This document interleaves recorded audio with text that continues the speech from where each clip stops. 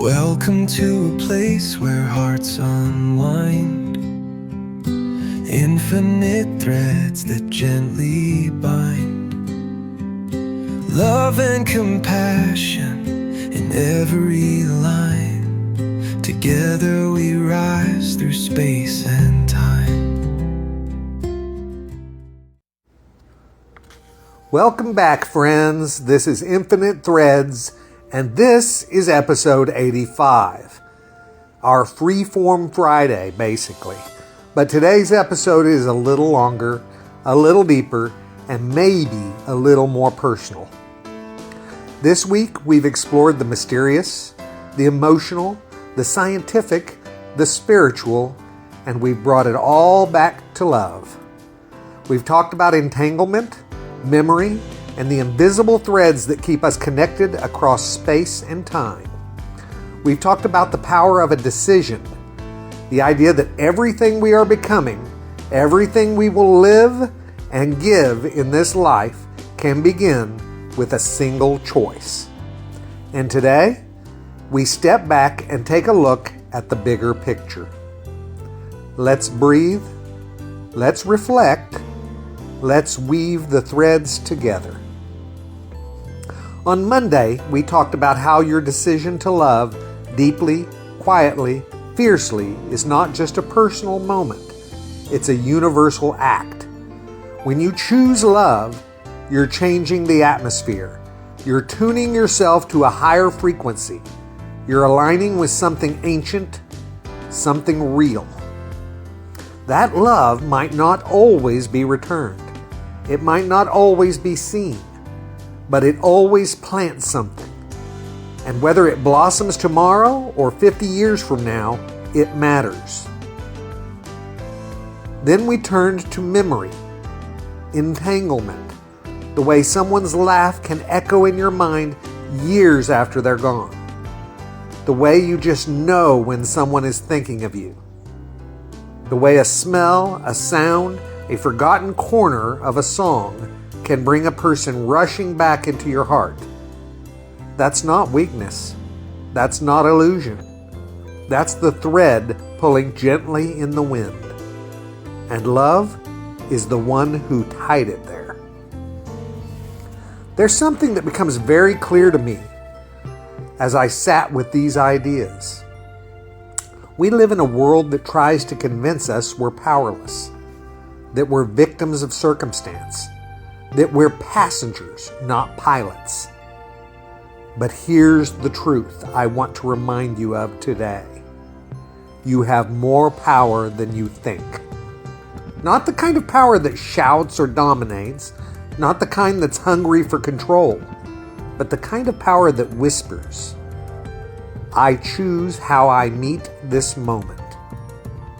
I choose how I respond when someone hurts me. I choose whether I become bitter or better. I choose what I cling to and what I release. I choose how I carry my past and how I shape my future. Life doesn't always give us a say in what happens, but it always gives us a say in how we live with what happens. That is power. That is freedom. That is the birthplace of peace. I've had days, weeks,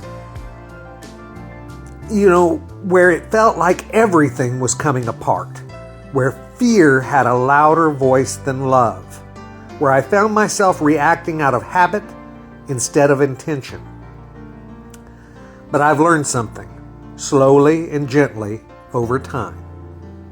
When I pause, when I breathe, when I remember that I get to choose how I walk through this moment, that's when the light returns. Even if nothing changes on the outside, everything shifts inside. And I think that that's the miracle. We don't have to wait for the world to change before we begin living better. We just have to choose how we're going to show up in it. Living a better life isn't luck. It's a choice. We talk a lot about living a more fulfilling life, a life full of meaning, love, connection, purpose. And sometimes it can feel out of reach, like a secret only lucky people discover. But I don't believe that. A better life isn't found, it's chosen. It's the sum of thousands of small decisions. To speak gently, to listen fully, to love boldly, to forgive freely, to live intentionally. It's not about being perfect. It's about being present. And it's about being brave enough to believe that you matter, that your love matters, that your energy, your voice, your life has the power to heal something. Not just in you, but in someone else too. So let me leave you with this. You don't have to wait. You don't have to earn it. You don't have to have it all figured out. You just have to choose. Choose to live awake. Choose to live with love.